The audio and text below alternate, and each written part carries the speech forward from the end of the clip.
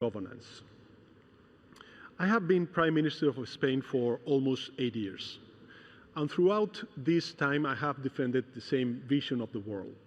A vision where peace comes first, where people are at the center of the economy, where progress doesn't come at the expense of the most vulnerable or the planet.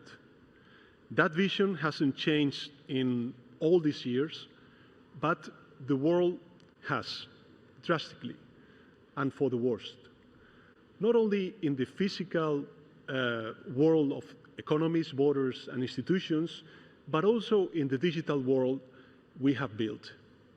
It is there, in that virtual space, where the foundations that once held us together are being undermined, where social bonds are being turned upside down into a kind of zero-sum competition without rules, where the values of equality and fairness are being openly attacked. We were told that social media would become a tool for global understanding and cooperation, a vehicle for freedom, transparency, and accountability, a space where feeds and algorithms would help improve our societies and our lives. But the opposite has happened. Social media has become a failed state, a place where laws are ignored and crime is endured, where disinformation is worth more than truth, and half of users suffer hate speech. A failed state in which algorithms distort the public conversation and our data and image are defied and sold. Just in the last year alone, TikTok has been accused of tolerating malicious accounts that shared AI-generated child abuse materials. The face of real kids put in fake nude bodies. Just last week, the owner of X, a migrant himself, used his personal account to amplify disinformation about the sovereign decision by my government, the regularization of 500,000 migrants that live, work, and contribute to the success of our country. The same platform that has allowed its AI grok to generate illegal sexual content. Meanwhile, Instagram has been accused of spying on millions of Android users around the world. Facebook has been used to deploy hundreds of misinformation and foreign interference campaigns during national and regional elections. All these cases are real and fresh and represent just the tip of the iceberg, a small sample of the many crimes and misconducts that are taking place every day on social media. Some may say that if we do not like social media platforms, we can simply leave them, that no one is forced to use X or TikTok. And they're right. For many of us, this is still an option. But we know that our children and many citizens do not have that choice. Social media has become an integral part of their lives, of their reality. So if we want to protect them, there's only one thing we can do: take back control. We need to make sure that these platforms comply with the rules like everybody else. I know that it won't be easy. Social media companies are wealthier and more powerful than many nations, including mine. But their might and power should not scare us, because our determination is greater than their pockets. Last year, I went to Davos to warn governments about the dangers of social media. Now I am here in Dubai to tell you and explain that Spain is walking the talk. We're fighting back, and we will continue to do so. Starting next week, my government will implement the following actions. First, we will change the law in Spain to hold platform executives legally accountable for many infringements taking place on their sites.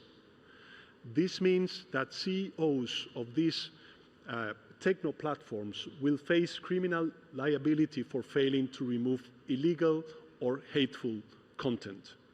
And for that, we governments need to stop turning a blind eye to the toxic content shared under their watch. Second, we will turn algorithmic manipulation and amplification of illegal content into a new criminal offense. Disinformation doesn't appear by itself. It is created, promoted, and spread by certain actors. We will go after them as well as after the platforms whose algorithms amplify the disinformation for profit. No more hiding behind code. No more pretending that technology is neutral.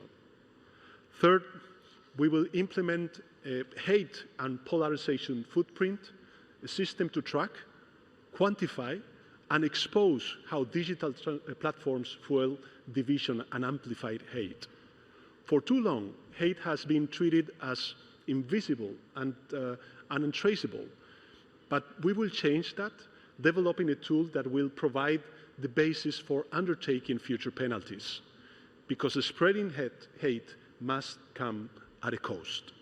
A legal cost, of course, a financial cost, and a moral cost that platforms can no longer afford to ignore. Fourth, Spain will ban access to social media for minors under the age of 16.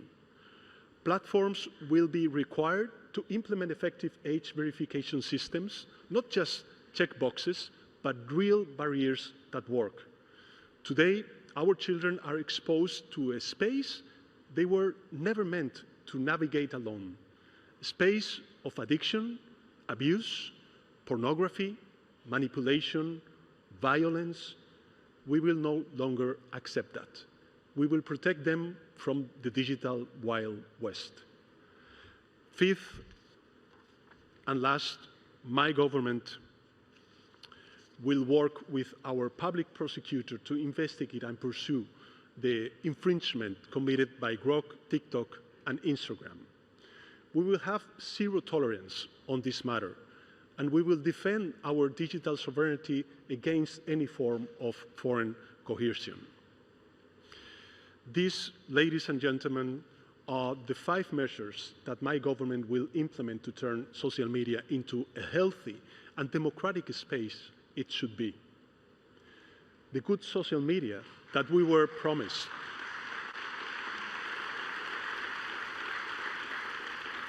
The good social media that we were promised more than 20 years ago. Of course, we are well aware of our limitations. We know that this is a battle that far exceeds the boundaries of any country. That is why I want to inform you that Spain has joined forces with 5 other European countries in a coalition of the digital willing, committed to enforcing stricter, faster, and more effective regulation of social media platforms. A coalition that will hold its first meeting in the coming days and will advance coordinated actions at a multinational scale.